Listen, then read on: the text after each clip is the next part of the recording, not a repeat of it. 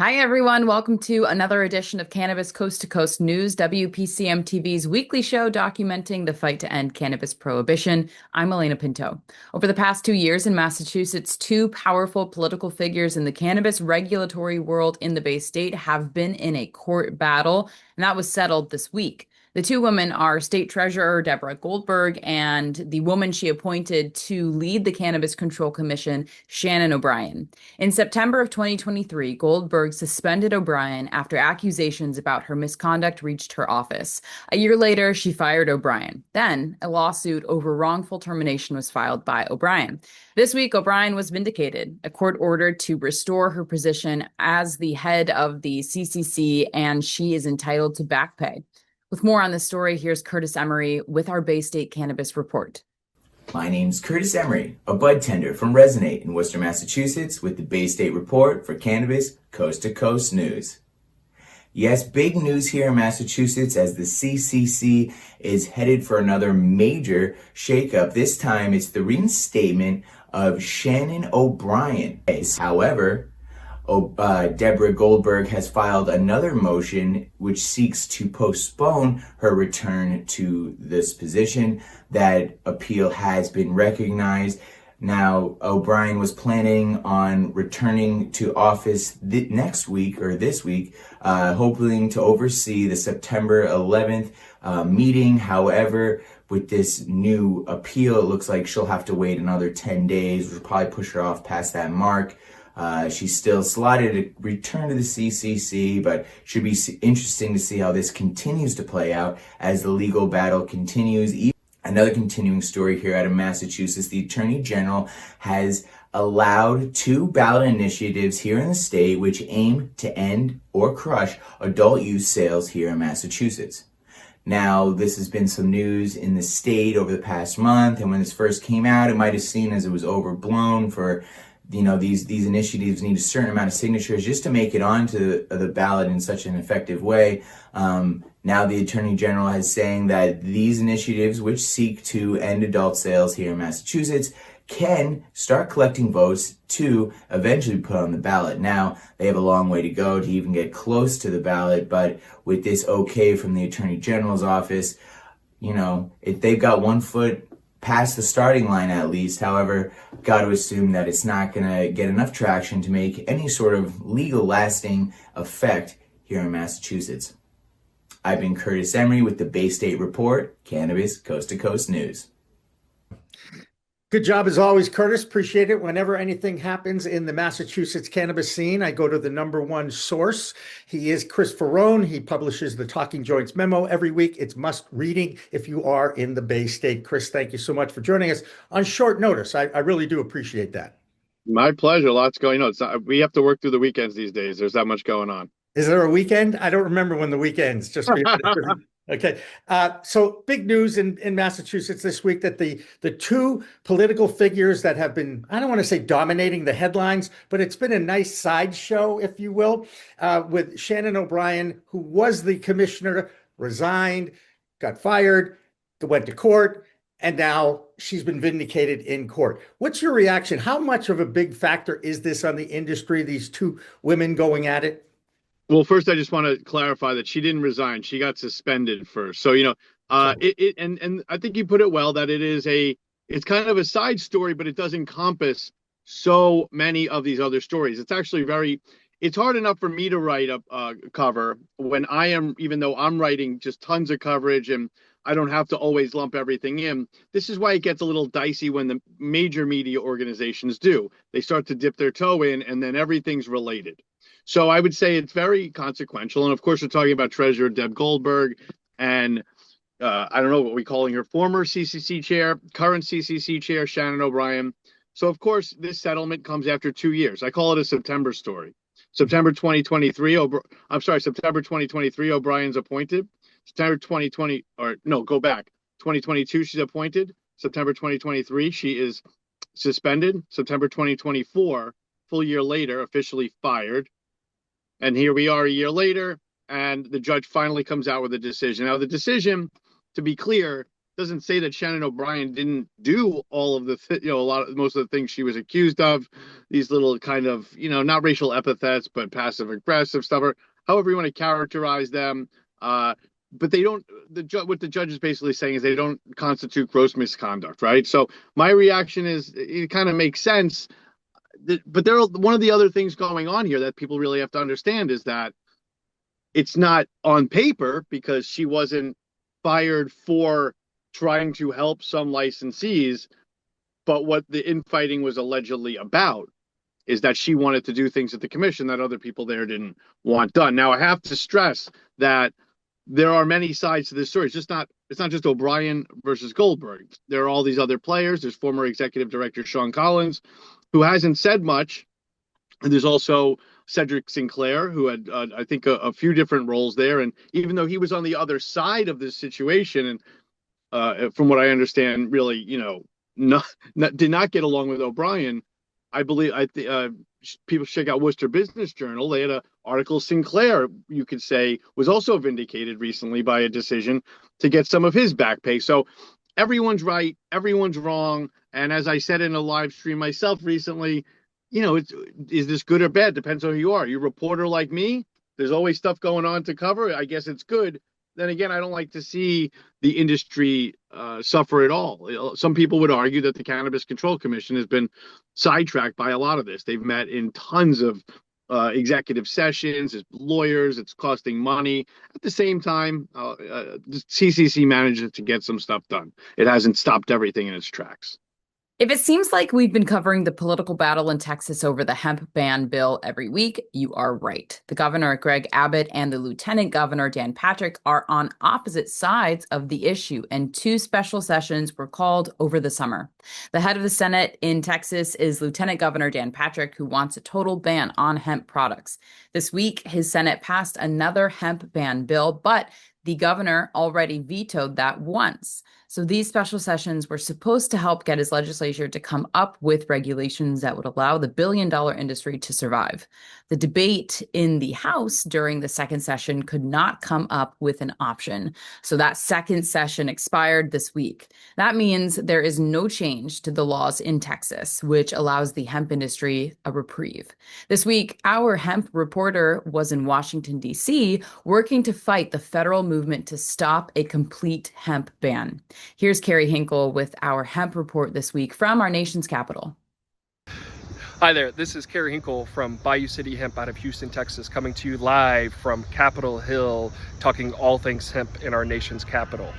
This week we're here in conjunction with the US Hemp Roundtable, the WSWA, the NBWA, and several other associations that are here to talk about the need to regulate rather than prohibit hemp products. You may know that Andy Harris from Maryland is currently leading an effort that would, in the House Agriculture Appropriations Bill, ban all hemp products that contain any quantifiable amounts of THC. Well, part of what our mission today here has been is to circulate a letter being led by Congressman Jamie Comer of Kentucky, who is the chairman of the House Oversight Committee, that would look to strip that language. And you may remember a similar effort happened in July where Mitch McConnell tried to ban these products via the Senate Agriculture Appropriations Bill, and yet that language was stripped thanks in part to Senator Rand Paul. And so our trip today in DC included dozens and dozens of meetings with members of Congress who have signed on to the letter now from states like Colorado, Texas, Indiana, and Kentucky, among others, that look to, again, strip that language and instead look for regulation. And at the same time that we are looking to strip the ban language, we are now working with Congressman Morgan Griffith from Virginia on a regulatory pathway. So it is important that he is in a position on Energy and Commerce, which is the jurisdiction, the committee of jurisdiction over the FDA, that would look to put in some sensible guidelines like truth in labeling, good manufacturing standards, and only sell these products to adults. And so rather than have one option of a complete free market like we have now, where bad products can end up in the hands of kids, or some options on this product, on this industry, would be to completely ban all products, we're pleased to work with Congress and offer them a third solution, which is sensible guidelines at the federal level that still keep intact states' rights to regulate these products more stringently or not. So again, Kerry Hinkle with Bayou City Hemp coming to you live from Washington, D.C. One more note from Texas. On that same weekend that Governor Abbott vetoed the first hemp ban bill, he did sign a bill that allows the medical cannabis industry to expand. That law went into effect this past week on September 1st. House Bill 46 expands the Texas Compassionate Use Program to include more qualifying conditions, including chronic pain, Crohn's disease, traumatic brain injury, and more. The law will also expand the number of licensed medical dispensaries from 3 to 15, which still seems small considering the size of the state. But the new law also puts a 10 milligram limit on the dosing, and doctors can prescribe a 90-day supply to their patients. So at least there's some progress in Texas. But now let's check in on Arizona with Karen Black. I'm Karen Black from Greenfinger Consulting with the Arizona Cannabis Report for Cannabis Coast to Coast News. Arizona's hemp industry just scored a temporary win in court, and the fate of popular hemp-based THC products like Delta 8 is hanging by a thread. The State Court of Appeals hit pause on a crackdown that banned the sale of consumable hemp products outside licensed dispensaries, at least for now, while the legal fight continues. Hundreds of businesses across Arizona that sell gummies, vapes, and drinks containing intoxicating hemp-derived cannabinoids are watching closely. Arizona Attorney General Chris Mays argues these products should only be sold through licensed cannabis dispensaries, but hemp advocates say the products are legal federally and are vital to small businesses. The legal limbo is stirring up plenty of uncertainty while everyone waits for lawmakers to sort things out. A bill to clarify the rules is still pending at the Capitol. That means, for the time being, sales outside of dispensaries are on hold but not officially dead, so expect this battle over hemp-derived THC to keep making headlines as we head into the fall. Even with all the regulatory headaches and sales sliding a bit statewide, Arizona is still a hotspot for cannabis expansion. Trulieve, one of the biggest operators here in the Grand Canyon State, just announced they'll open a new dispensary in Bisbee, which is in Cochise County, on September 12th. This marks their 22nd location in Arizona and expands their reach to 16 cities statewide. At the same time, Colorado's Green Dot Labs, famous for their small batch concentrates and premium genetics, is launching in the Arizona market. These moves show MSOs and out-of-state brands see major long-term potential here, even as sales numbers have been trending down. So while the industry navigates court battles and evolving laws, investment and new business keep rolling in with more options for Arizona consumers just around the corner. That's all for this week's Arizona Report. I'm Karen Black from Greenfinger Consulting reporting for Cannabis Coast to Coast News. And now let's take a look at federal reform of cannabis laws. It's now been more than a few weeks since President Trump mentioned rescheduling would be considered.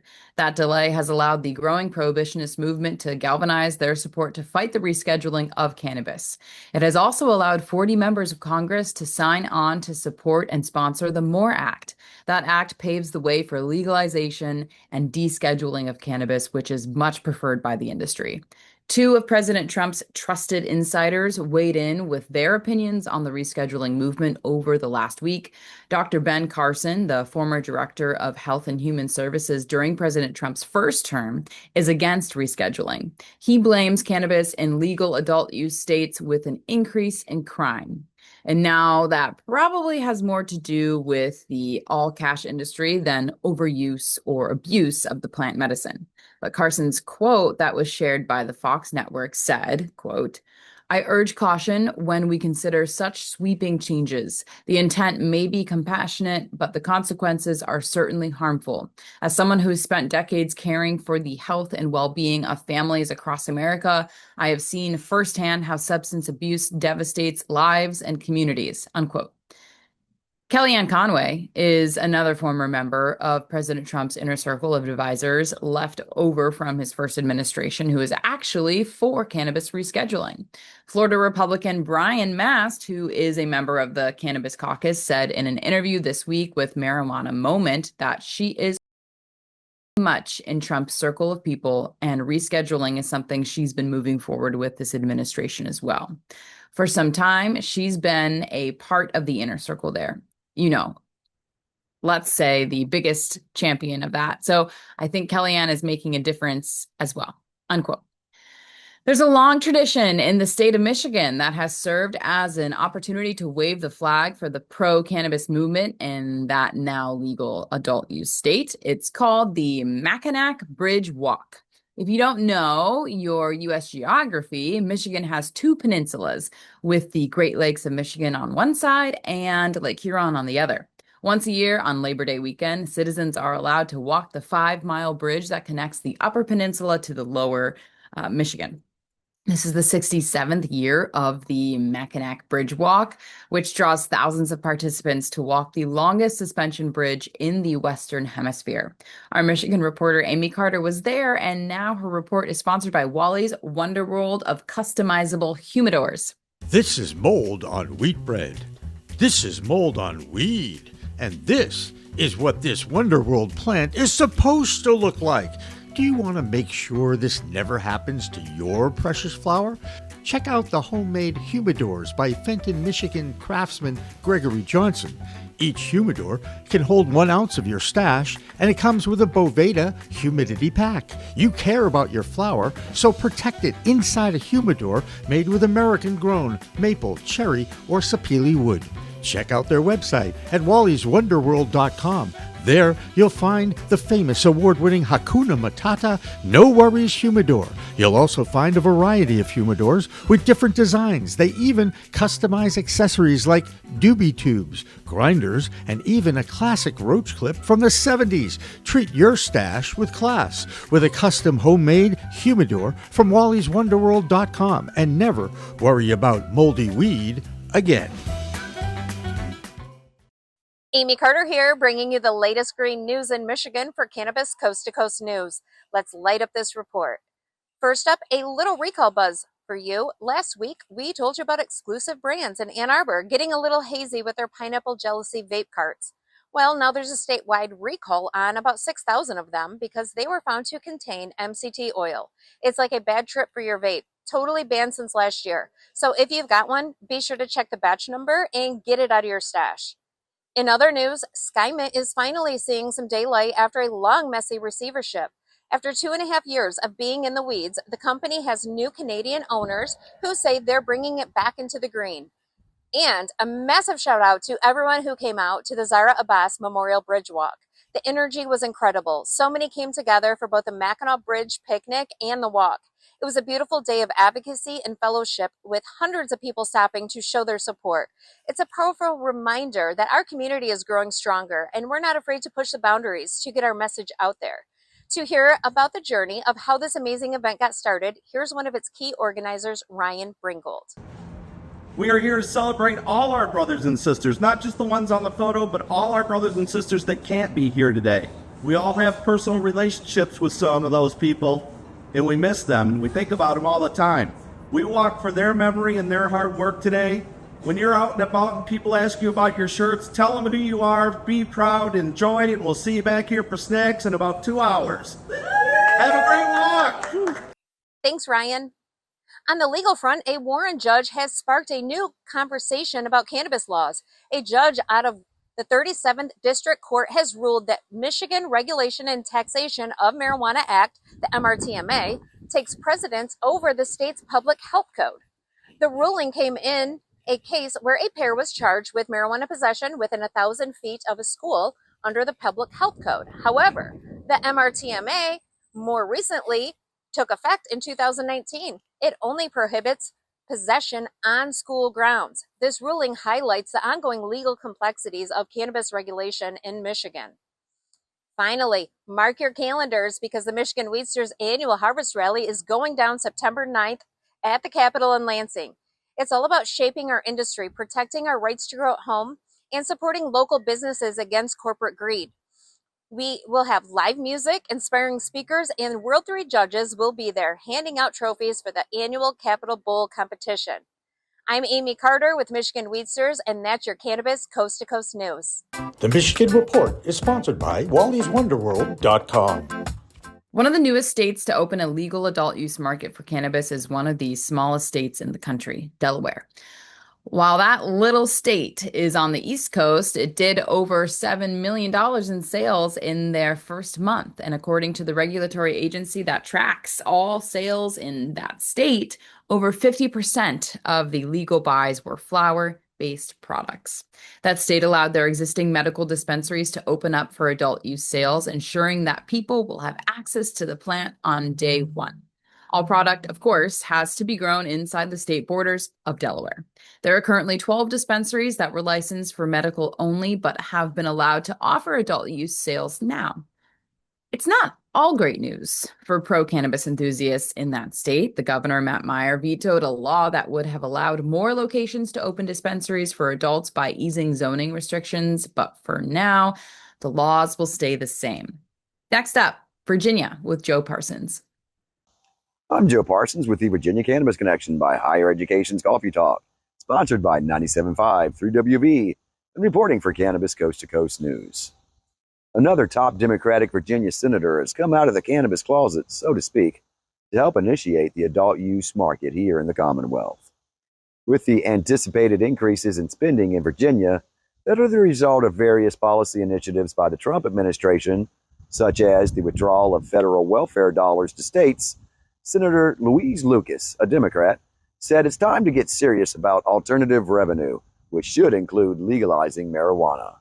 She also said, "We have an inescapable responsibility to generate and create long-term and sustainable source of revenue to safeguard core programs and services." Now, she's joining efforts similar to that of Senator Paul Krizik, another Democratic cannabis freedom fighter, to open the doorways to get the adult use program up and running as soon as possible. The governor's race is the last hurdle left stopping us from a safe and fair market. I, for one, applaud her continued dedication to not only generate revenue, but to keep Virginia moving in the right direction towards adult use freedom.